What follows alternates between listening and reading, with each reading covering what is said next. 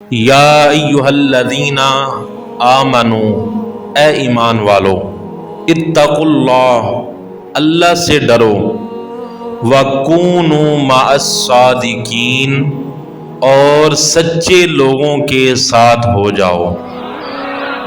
دو حکم دیے گئے ہمیں اس آیہ کریمہ کے اندر، ایک فرمایا گیا کہ اللہ سے ڈرنا ہے، اور دوسرا فرمایا کہ نیک اور سچے لوگوں کے ساتھ رہنا ہے۔ مفتی احمد یار خان نعیمی رحمۃ اللہ علیہ اس آیہ کریمہ کی تفسیر میں فرماتے ہیں کہ اس آیہ میں جن سچے لوگوں کا ذکر ہوا ہے، اس سے مراد تین قسم کے لوگ ہیں۔ نمبر 1 فرمایا کہ انبیاء کرام علیہم الصلاۃ والسلام کی ذات بابرکات۔ دوسرا فرمایا کہ علماء حق، وہ عالم دین، وہ علماء کہ جو اللہ کے دین پر ہیں، وہ علماء کرام جو ہیں وہ ہمیشہ حق بیان کرتے ہیں، کبھی بھی اپنی ذمہ داری کے اندر کوتاہی نہیں کرتے۔ اور تیسرا فرمایا کہ جو اولیاء کرام ہیں اس آیہ کریمہ کے اندر وہ بھی شامل ہیں، یعنی اللہ تعالی ہمیں اس آیہ کریمہ کے اندر یہ فرما رہا ہے، اے ایمان والو، اللہ سے ڈرو اور نبیوں کے ساتھ اور علماء کے ساتھ اور ولیوں کے ساتھ ہو جاؤ۔ یعنی جب بھی تمہیں موقع ملے ان کی صحبت کا، تو تم نے ان کی صحبت کا بھرپور فائدہ اٹھانا ہے، ان کا احترام کرنا ہے، ان کی مدد کرنی ہے دین پھیلانے کے اندر، اور دین کے کاموں کے اندر، اچھے کاموں کے اندر ان کا ساتھ دینا ہے۔ تو اللہ تعالیٰ کی ذات نے ہمیں بڑا خوبصورت اس آیہ کریمہ کے اندر حکم دیا ہے۔ اب دیکھیں کہ کسی کے ساتھ ہو جانا، اس کے کندھے کے ساتھ کندھا ملانا یا صحبت اختیار کرنا، اس کے اندر بھی فرمایا کہ دو صورتیں ہیں کہ کچھ لوگ آپ کو ظاہری طور پہ اپنے ساتھ نظر آئیں گے، لیکن اصل کے اندر دلی طور پہ وہ تم سے بغض رکھتے ہیں، وہ چاہتے نہیں ہیں کہ تمہارا یہ کام ہو جائے، تم اس کام کے اندر، اس مقصد کے اندر کامیاب ہو جاؤ، صرف مجبوری ہے کہ ان کی اصلیت تمہارے سامنے ظاہر نہ ہو جائے، وہ اپنا آپ بچانے کے لیے تمہارا ساتھ دیتے ہیں۔ اور دوسرا فرمایا کہ دلی طور پہ وہ لوگ تمہارا ساتھ دینے والے ہیں۔ تو اللہ تعالیٰ کی ذات نے فرمایا کہ تم نے جب بھی ان لوگوں کا ساتھ دینا ہے تو فرمایا کہ جسمانی طور پہ بھی دینا ہے اور دلی طور پہ بھی ان لوگوں کا ساتھ دینا ہے۔ صرف تمہارا جسم ان کے ساتھ نہ ہو، تمہارا ارادہ، تمہارا دل و دماغ وہ بھی ان کے ساتھ اسی طرح مخلص ہو جس طرح تمہارا جسم ان کے ساتھ ہے۔ تو پھر کیا ہوگا؟ فرمایا کہ تمہیں ان کی صحبت کا اثر حاصل ہوگا۔ آج ہم ذکر کریں گے ایک بڑے ولی کامل، بہت بڑے عالم دین، اپنے وقت کے مجدد دین و ملت، امام احمد رضا خان بریلوی رحمۃ اللہ علیہ۔ آپ کے بارے میں آتا ہے کہ آپ 10 شوال، یعنی چھوٹی عید کے بعد جو مہینہ شروع ہوتا ہے رمضان کے بعد، تو 10 شوال کو بریلی شریف کے اندر بوقت نماز ظہر ایک علمی گھرانے کے اندر آپ کی پیدائش ہوتی ہے۔ دادا بھی بہت بڑے عالم دین، والد محترم بھی بہت بڑے عالم دین، نانا جان بھی بہت بڑے عالم دین، مامو جان بھی وقت کے بہت بڑے عالم دین، ولی کامل۔ اور پھر آپ جب جلوہ فرما ہوئے تو اللہ تعالیٰ نے آپ کو بھی اس کا فیض عطا فرمایا، اور صرف 4.5 سال کی عمر کے اندر امام احمد رضا خان بریلوی رحمۃ اللہ علیہ نے ناظرہ قرآن پاک مکمل کر لیا۔ یہ جو بچے چھوٹے بیٹھے ہوئے ہیں یہ تقریباً 4.5-5 سال کے ہیں، تو اتنی عمر کے اندر اعلیٰ حضرت نے قرآن پاک خوبصورت انداز سے پڑھنا سیکھ بھی لیا تھا۔ پھر جب آپ کی عمر مبارک ہوتی ہے 6 سال، تو اعلیٰ حضرت رحمۃ اللہ علیہ اتنی چھوٹی عمر کے اندر 12 ربیع الاول کا دن ہے اور جلوس والا دن ہے، لاکھوں کا مجمع ہے جس کے اندر بڑے بڑے علماء موجود ہیں، تو اعلیٰ حضرت رحمۃ اللہ علیہ ممبر پہ چڑھے اور آپ نے اتنے بڑے مجمع کے ساتھ صرف 6 سال کی عمر کے اندر خطاب کر کے اپنے دلائل کے ساتھ مطمئن کیا۔ بڑے بڑے عالم دین دنگ رہ گئے کہ 6 سال کا بچہ اور اتنے اتھینٹک دلائل دے رہا ہے. یہ آپ کے 6 سال کے علمی مقام آپ کے سامنے عرض کر رہا ہوں. صرف 6 سال کی عمر کے اندر آپ کا یہ علمی مقام ہے. ہم تو اپنے 5 6 7 سال کے بچے کو اگر ہم رشتہ داروں کے سامنے کہہ دیں کہ بیٹا پہلا کلمہ سناؤ تو وہ شرما کے والدہ کی گود کے اندر سر چھپا رہا ہوتا ہے, کبھی والد کی طرف جھک رہا ہوتا ہے شرما کے, پھر والدین بھی کہتے ہیں کہ شرما رہا ہے, اس کو سارا کچھ آتا ہے بس شرما رہا ہے. لیکن اعلیٰ حضرت رحمت اللہ علیہ آپ کا دیکھیں کہ اللہ تعالیٰ کی ذات نے کیسی ذہانت فراست عطا فرمائی, اور یہ یقیناً والدین کی تربیت کا بھی اثر تھا کہ 6 سال کی عمر کے اندر اتنے بڑے مجمع کے ساتھ گفتگو کرنا, بیان کرنا, تقریر کرنا یہ کوئی چھوٹی بات نہیں ہے. ورنہ آج ہم درس نظامی مکمل کر کے بڑے بڑے مفتی جو ہے ایک بہت بڑے مجمع کے سامنے جب کھڑے ہوتے ہیں تو ان کے بھی ہاتھ پاؤں کانپ رہے ہوتے ہیں کہ کہیں ہمیں تقریر نہ بھول جائے. لیکن یہ اعلیٰ حضرت رحمت اللہ علیہ آپ کا اس قدر دماغ پختہ تھا کہ 6 سال کی عمر کے اندر لاکھوں کے سامنے حضور کی شان بیان فرما دی. پھر 7 سال کی عمر کے اندر اعلیٰ حضرت رحمت اللہ علیہ روزے رکھنا شروع ہوئے, اور پھر 7 سال سے لے کے آپ کی عمر مبارک تقریباً 65-60 عمر تھی آپ کی, تو آپ نے یہ پوری زندگی جو ہے کبھی بھی ایک روزہ نہیں چھوڑا. 7 سال کی عمر کے اندر روزے رکھنا شروع کیے, اور پھر 65 سال کی عمر تک آپ نے کبھی کوئی روزہ نہیں چھوڑا. یعنی اس حساب سے اگر دیکھا جائے تو اعلیٰ حضرت نے تقریباً 58 یا 60 سال آپ نے روزے رکھے ہیں. یہ اعلیٰ حضرت رحمت اللہ علیہ کا علمی مقام ہے. پھر کہتے ہیں کہ 12 سال کی عمر کے اندر اعلیٰ حضرت نے فتویٰ بھی جاری کر دیا تھا. اس قابل ہو گیا کہ آپ کو فتوے والی جگہ بھی بٹھا دیا گیا کہ آپ بیٹھ کے یہاں بھی فتویٰ دیں. تو یہ میرے اعلیٰ حضرت عظیم البرکت رحمت اللہ علیہ کی ذاتی بابرکات کا کمال ہے. حضرت پیر سید دیدار علی شاہ صاحب بڑے مشہور ولی کامل ہیں, اور ان کی آج بھی گدی چل رہی ہے, لاکھوں مرید ہیں پیر دیدار علی شاہ صاحب کے. تو یہ کون تھے پیر دیدار علی شاہ صاحب؟ یہ اعلیٰ حضرت رحمت اللہ علیہ کے مرید خاص تھے, عالم دین تھے اور بہت بڑے ولی کامل تھے. ایک دن ایسا ہوا کہ پیر سید دیدار علی شاہ صاحب رحمت اللہ علیہ آپ جلدی آئے نماز ادا کرنے کی نیت کے ساتھ کہ آج اعلیٰ حضرت کے پیچھے نماز ادا کرنی ہے, کیونکہ ساری نمازیں ان کے پیچھے پڑھتے تھے.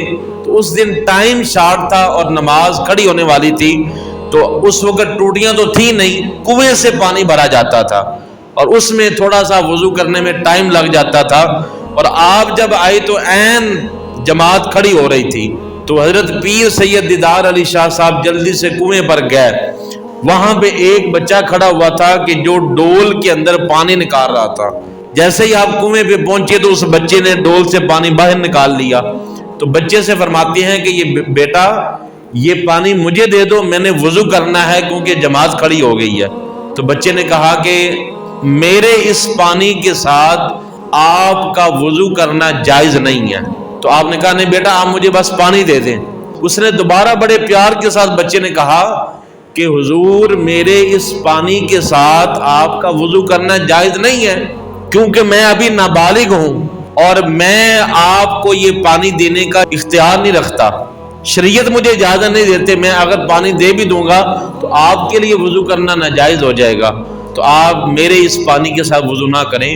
تو تیسری بار پیر دیدار علی شاہ صاحب رحمت اللہ علیہ نے غصے کے ساتھ کہا کہ مجھے زیادہ مسئلوں کا پتہ ہے کہ آپ کو زیادہ پتہ ہے, میں تو خود فتوے دیتا ہوں, میں عالم دین ہوں, اور تم مجھے بتا رہے ہو کہ اس پانی کے ساتھ جو ہے میرا وضو نہیں ہوگا.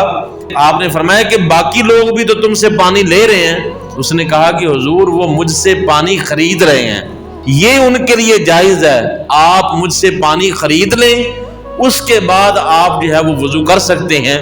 خود اپنے ہاتھ سے پانی نکالا, غصے کے اندر وضو کیا اور جا کے نماز پڑھنے شروع ہو گئے. تو نماز پڑھتے پڑھتے ہی آپ کا دماغ غصہ جو ہے وہ ٹھنڈا ہو گیا. تو جب نماز سے فارغ ہوئے تو آپ تب تک آپ کو سمجھ آ چکی تھی کہ بچہ بالکل صحیح کہہ رہا تھا کہ نابالغ سے چیز لینا جائز نہیں ہے. بچہ تو بالکل صحیح تھا، میں غلط تھا۔ پیر دیدار علی شاہ صاحب فرماتے ہیں کہ مجھے اندازہ ہو گیا کہ اعلیٰ حضرت کی مجلس میں بیٹھنے والے، اعلیٰ حضرت کی مسجد میں بیٹھنے والے، اعلیٰ حضرت کے درس میں بیٹھنے والے بچوں کا علمی مقام یہ ہے کہ انہیں پتا ہے کہ حرام چیز کیا ہے، حلال چیز کیا ہے۔ تو سوچیں کہ جو ان کے پاس کتابیں پڑھتے ہوں گے، جو ان کے پاس درس سنتے ہوں گے، اور جو بڑی عمر کے لوگ ہیں، جوان ہیں، ان کا علمی مقام کیا ہوگا۔ اور خود اعلیٰ حضرت رحمت اللہ علیہ کا اپنا علمی مقام کیا ہوگا کہ جن کے در پہ بیٹھنے والے چھوٹے بچوں کو پتا ہے کہ یہ چیز حرام ہے، یہ چیز حلال ہے، تو خود اعلیٰ حضرت کا علمی مقام کیا ہوگا۔ تو کہتے ہیں کہ پیر دیدار علی شاہ صاحب مسئلہ سمجھ گئے، پھر اعلیٰ حضرت کی بارگاہ کے اندر آئے، پھر اعلیٰ حضرت نے ان کو خلافت عطا فرمائی کہ آج کے بعد میں آپ کو خلافت دیتا ہوں، آپ بھی لوگوں کو مرید کر سکتے ہیں۔ تو اس لیے کہتے ہیں کہ اگر ہم کسی بھی عظیم بارگاہ کے اندر جائیں تو ہمیں کیا کرنا چاہیے؟ اپنا برتن خالی لے کے جانا چاہیے۔ خالی لے کے آئیں گے تبھی آپ کو جولی کے اندر ملے گا کچھ، ورنہ آپ کو کچھ ملنے والا نہیں ہے۔ اس لیے اللہ کے ولیوں کی بارگاہ کے اندر جب جانا ہے تو اپنی میں ختم کر کے، اپنا آپ ختم کر کے جائیں گے تو پھر اللہ تعالیٰ برکت بھی عطا فرمائے گا، اس کا فیض بھی آپ کو عطا فرمائے گا۔ اعلیٰ حضرت رحمت اللہ علیہ آپ ایک دن فجر کی نماز کے اندر لیٹ ہو گئے، جماعت کروانی تھی، تھوڑا سا لیٹ ہو گیا۔ اب لوگوں کی نظریں ہیں دروازے کی طرف کہ کب اعلیٰ حضرت رحمت اللہ علیہ تشریف لاتے ہیں اور جماعت کھڑی کرتے ہیں۔ تو جلدی جلدی کے اندر اعلیٰ حضرت وضو آپ نے کر لیا تھا گھر سے، مسجد کے اندر داخل ہونے لگے کہ حضرت سید قنات علی شاہ صاحب آپ فرماتے ہیں کہ میں نے اب نوٹ کیا، میں نے کہا میں دیکھتا ہوں کہ یہ جلدی کے اندر شریعت کی پاسداری کرتے ہیں کہ نہیں کرتے۔ یعنی ان کی نیت اچھی تھی، ان کی نیت کے اندر نکتہ چینی عیب نکالنا نہیں تھا، ورنہ آج ہم میرے سمیت ہم امام صاحب کی رکعتیں بھی گنتے ہیں، انہوں نے کتنے منٹوں کے اندر پڑھی ہیں، امام صاحب نے نفل پڑھے ہیں کہ نہیں پڑھے، سنتے پڑھتے ہیں کہ نہیں پڑھتے، دعا مانگتے ہیں کہ نہیں مانگتے، درود پڑھتے ہیں کہ نہیں پڑھتے، کب آ رہے ہیں کب جا رہے ہیں، ایک ایک چیز جو ہے ہم تاکہ بعد کے اندر ہم اس کو ایشو بنا سکیں۔ لیکن یہاں پہ حضرت پیر سید جو سید زادے ہیں وہ فرماتے ہیں کہ میں نے کہا کہ اپنے علم کے اضافے کے لیے میرا دل سکون حاصل کرے، نوٹ کرنے لگ گیا کہ آپ مسجد میں پہلے دایاں پاؤں رکھیں گے یا بایاں پاؤں رکھیں گے۔ تو کہتے ہیں کہ اعلیٰ حضرت اگرچہ نماز سے لیٹ ہو رہی تھی لیکن اعلیٰ حضرت مسجد میں داخل ہوئے تو پہلا پاؤں دایاں رکھا، پھر جوتی اتار کے جب صحن کے اندر آئے اس کے اندر بھی آپ نے اپنا دایاں سیدھا پاؤں پہلے رکھا، پھر آپ آگے آئے تو صفیں بچھی ہوئی تھی جس طرح یہ بچھی ہوئی ہیں، تو آپ ہر صف کے اوپر جب پیر رکھتے تو اپنا دایاں پاؤں رکھتے تھے، پھر آپ مصلی کے اوپر آ کے کھڑے ہو گئے تو اس وقت بھی آپ نے اپنا دایاں پاؤں ہی رکھا تھا۔ تو فرماتے ہیں کہ میں سمجھ گیا کہ اعلیٰ حضرت کسی بھی صورت کے اندر جو ہے اللہ کی دین کی حضور کی شریعت کی نافرمانی نہیں کرتے، یہ آپ کا عملی مقام ہے۔ اعلیٰ حضرت رحمت اللہ علیہ آپ جب کسی کا جنازہ پڑھانے کے لیے چلے جاتے نا تو اتنی دعائیں مانگتے کہ خود روتے آپ، پھر اس کے حق میں دعائیں مانگتے کہ گھر والوں کو سکون حاصل ہو جاتا کہ آج اللہ تعالیٰ نے ہمارے مردے پر کرم کر دینا ہے، آج اللہ نے ہمارے اس عزیز پر برکت کر دینی ہے۔ اسی طرح ایک دن ایسا ہوا کہ اعلیٰ حضرت رحمت اللہ علیہ بریلی شریف کے اندر ایک نواب تھا، وہ دنیا سے چلا گیا، تو اعلیٰ حضرت رحمت اللہ علیہ اس کا جنازہ پڑھانے کے لیے تشریف لے گئے۔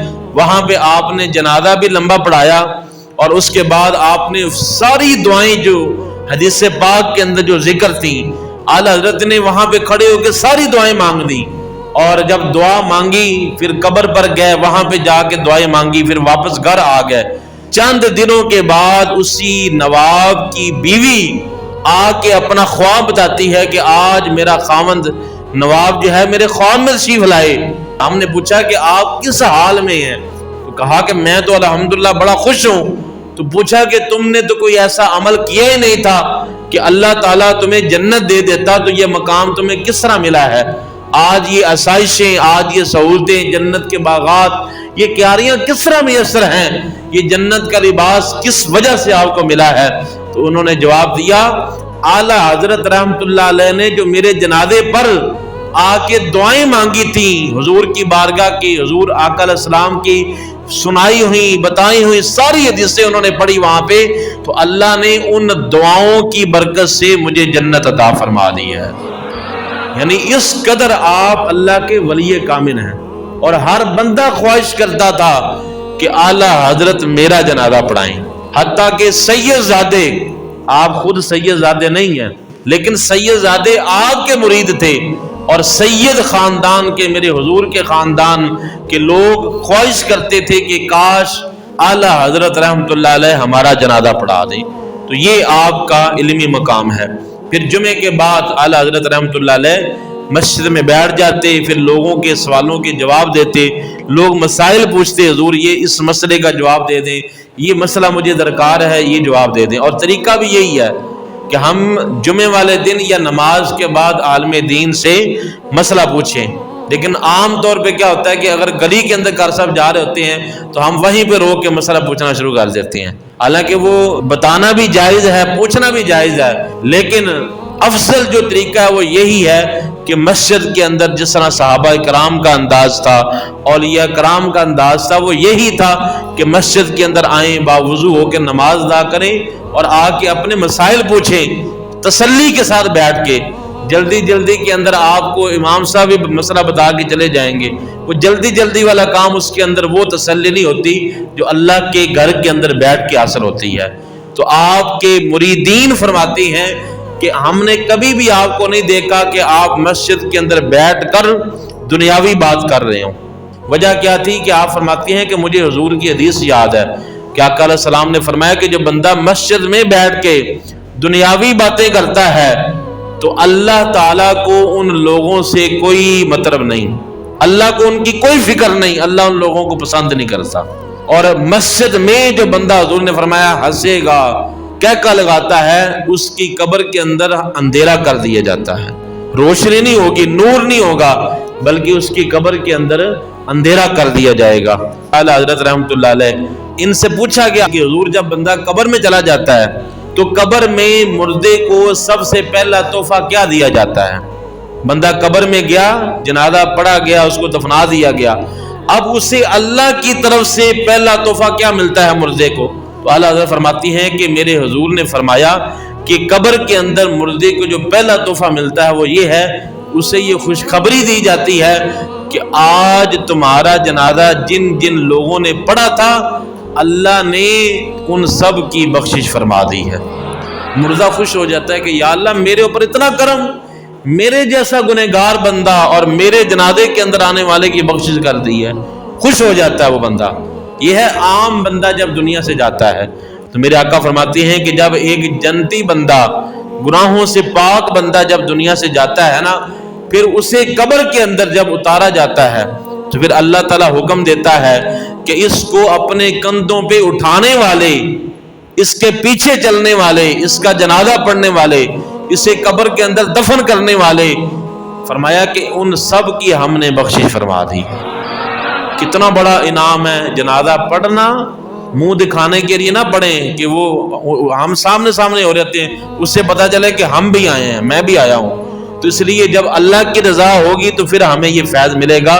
جنازہ پڑھنا ہے محلے دار کا، ہمسائے کا، کسی کا بھی، تو اللہ کی رضا کے لیے پڑھیں۔ میں کئی لوگوں کو جانتا ہوں کہ جن کی دکان یا شاپ یا رستے کے اندر جب جنازہ جاتا ہے تو وہ لوگ اپنا کام چھوڑ کے، یہ نہیں پتا کس کا جنازہ ہے، وہ لوگ جنازہ پڑھنے چلے جاتے ہیں۔ حضور نے فرمایا کہ جس جنازے کے اندر 100 بندہ شامل ہو جائے، اللہ تعالیٰ اس مرنے والے کی بخشش فرما دیتا ہے۔ اور اگر بندے 99 تھے اور اگر اس بندے کے جانے کے ساتھ 100 بندہ پورا ہو گیا تو مجھے بتائیں کہ اس کو کتنا ثواب اللہ تعالیٰ عطا فرمائے گا۔ پھر حضور نے اور زیادہ نرمی کرتے ہوئے فرمایا کہ جس جنازے کے اندر 40 بندے بھی شامل ہو جائیں، اللہ تعالیٰ اس مرنے والے کو بھی جنت عطا فرما دیتا ہے۔ اس لیے یہ بڑی فضیلت کا کام ہے. آپ نے جنازے میں جانا ہے، آپ نے کسی خوشی پہ جانا ہے، غمی پہ جانا ہے، تو اللہ کی رضا کے لیے جائیں. اعلیٰ حضرت رحمۃ اللہ علیہ آپ کا اللہ کے اوپر توکل کیسا تھا؟ آپ فرماتے ہیں کہ میں پہلی بار جب حج کرنے کے لیے گیا تو اعلیٰ حضرت اپنے والدین کے ساتھ اس وقت حج کرنے کے لیے نکلے. اس وقت ہوائی جہاز نہیں تھے، بحری جہاز ہوتے تھے سمندر پر چلنے والے. تو 23 سال کی عمر ہے، اپنے والدین کے ساتھ حج کرنے کے لیے نکلے. تو اکثر یہ ہوتا تھا کہ جب سمندر کے اندر لہریں آتی، طوفان آتا، تو بڑے بڑے حاجی، بڑے بڑے تاجر، بڑے بڑے لوگ جو تجارت کرتے تھے، جہاز میں سفر کرتے تھے، تو وہ ڈوب جاتے تھے. تو جس جہاز کے اندر اعلیٰ حضرت رحمۃ اللہ علیہ بیٹھے ہیں تو فرماتے ہیں کہ 3 دن ہمارا جہاز پانی کے اندر رہا. ان لمبا سفر ہے تو 3 دن لگاتار ہمارا جہاز چلتا رہا. تو پہلے دن ہی جب ہم بیٹھے تو ہمارے انتہائی بہت ہائی لیول کا طوفان آ گیا. میرے والدین پریشان ہو گئے کہ آج ہم نے بھی اس پانی کے اندر ڈوب جانا ہے.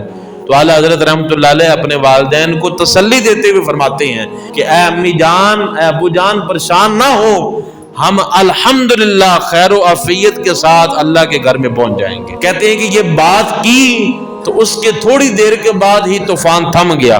تو آپ سے پوچھا گیا حضور آپ کو کیسے پتہ چل گیا؟ یہ تو جان لیوا طوفان ہے اور آپ نے اتنی بڑی بات کر دی. آپ نے فرمایا کہ میں نے حضور کی بتائی ہوئی حدیث پر یقین کیا.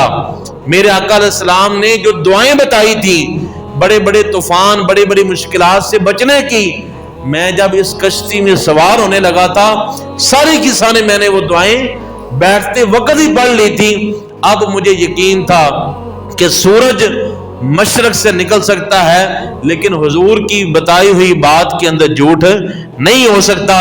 جب میرے حضور نے فرما دیا کہ یہ دعا پڑھ لو گے تو تمہیں نقصان نہیں پہنچے گا، اس لیے میرا یقین تھا کہ آج ہم خیر و عافیت کے ساتھ اللہ کے گھر میں پہنچ جائیں گے. یہ آپ کا یقین تقویٰ ہے اللہ تعالیٰ کی بارگاہ کے اندر، کس قدر مضبوط ایمان تھا. اور اعلیٰ حضرت رحمۃ اللہ علیہ فرماتے ہیں کہ مصیبت کے وقت آپ نے ایک دعا بتائی جو حدیث پاک کے اندر ذکر ہے، ترمذی شریف کے اندر موجود ہے. اعلیٰ حضرت فرماتے ہیں جو بندہ کسی بندے کو دیکھنا ہے وہ قرضے کے اندر ہے، کسی بیماری کے اندر ہے، کسی مشکل میں پھنسا ہوا ہے، کسی انجان جگہ پہ پھنس گیا ہے جہاں پہ نکل نہیں سکتا، یا آپ کسی شخص کو پریشانی میں دیکھتے ہیں تو اس کو دیکھ کر یہ دعا پڑھنی ہے. فرمایا الحمدللہ الذی عافانی مما ابتلاک علی کثیر ممن خلق تفضیلا. فرماتی ہیں کہ اللہ کی قسم میں نے جب سے حضور کی یہ دعا سیکھی ہے میں نے بڑے بڑے لوگوں کو مصیبت کے اندر دیکھا، میں نے بڑے بڑے لوگوں کو پریشانی میں دیکھا. جب میں نے ان کو دیکھ کر، کیونکہ حضور نے جب یہ دعا بتائی تھی صحابہ کو تو فرمایا تھا کہ جب تم کسی کو مصیبت میں دیکھو تو حضور نے فرمایا یہ دعا پڑھو گے اللہ تمہیں اس مصیبت سے بچا لے گا. اور اس کا ترجمہ یہی بنتا ہے الحمدللہ الذی عافانی. تمام تعریفیں اس رب کے لیے ہیں کہ جس نے مجھے بچا لیا اس پریشانی کے اندر جس کے اندر تو مبتلا ہے. تو ترجمہ یہی ہے. تو آپ فرماتی ہیں کہ اللہ کی قسم میں نے جب بھی کسی کو مصیبت کے اندر دیکھا میں نے یہ دعا پڑھی، الحمدللہ آج تک میں کسی بھی مصیبت میں مبتلا نہیں ہوا. گاڑی پہ بیٹھنے لگے ہیں، سواری پہ بیٹھنے لگے ہیں، سفر کرنے لگے ہیں تو یہ دعا پڑھ لیں. کوئی قرضے میں ہے، آپ خود پریشانی میں ہیں تو انشاءاللہ یہ دعا پڑھیں گے جو ترمذی شریف کے اندر حضور نے بتائی ہے، اللہ تعالیٰ آپ کو اس سے نجات عطا فرما دے گا. تو یہ ہے اعلیٰ حضرت رحمۃ اللہ علیہ جنہوں نے پوری زندگی آقا علیہ السلام کی شریعت پر عمل کرتے ہوئے گزار دی. الحمدللہ قرآن سے ثابت ہے. اللہ فرماتا ہے قرآن میں بروز قیامت ہر بندے کو اس کے امام کے ساتھ پکارا جائے گا، اس کے امام کے ساتھ پکارا جائے گا. تو ہم جس دور میں ہیں ہم اعلیٰ حضرت کے دور کے اندر ہیں تو ہم نے انہی کو ماننا ہے، ہم نے انہی کے نقش قدم پر عمل کرتے ہیں. لوگ کہتے ہیں کہ ہم حضور کو امام اعظم مانتے ہیں، ہم حضور کو امام مانتے ہیں، تو اس میں کوئی شک نہیں ہے. آپ اعلیٰ حضرت کی زندگی پڑھ لیں، پوری زندگی اللہ کے دین کی کبھی بھی آپ نے خلاف ورزی نہیں کی. تو اگر آپ ان کی زندگی کو اپنا لیتے ہیں تو بعد میں حضور کی زندگی کو اپنانا آپ کے لیے زیادہ آسان ہو جائے گا. جب ہم ان کی زندگی کو نہیں اپنا سکے پھر کہیں کہ ہم حضور کے امام کو ماننے والے ہیں، اس میں تو کوئی شک نہیں، ہر بندہ حضور کو اپنا امام مانتا ہے۔ ہم مصلی پر کھڑے ہوتے ہیں تو حضور کو ہی اپنا امام سمجھتے ہیں، لیکن چونکہ ڈیوٹی ہے تو اس لیے اعلی حضرت ہمارے اہل سنت و جماعت کی جان ہے، اور کتنی جان ہے کہ آپ ہر جمعے کے بعد سلام بھی پڑھتے ہیں، مصطفیٰ جان رحمت پہ لاکھوں سلام۔ یہ سلام لکھا ہوا اعلی حضرت کا ہی کلام ہے۔ پھر سب سے اولا و اعلی ہمارا نبی، یہ بھی اعلی حضرت رحمۃ اللہ علیہ نے لکھا۔ پھر چمک تجھ سے باتیں ہیں سب پانے والے، میرا دل بھی چمکا دے چمکانے والے، یہ بھی اعلی حضرت کا لکھا ہوا کلام ہے۔ تو آپ ایک علمی شخصیت تھے، عالم دین تھے، اللہ تعالیٰ ان کے درجات کو بلندیاں عطا فرمائے۔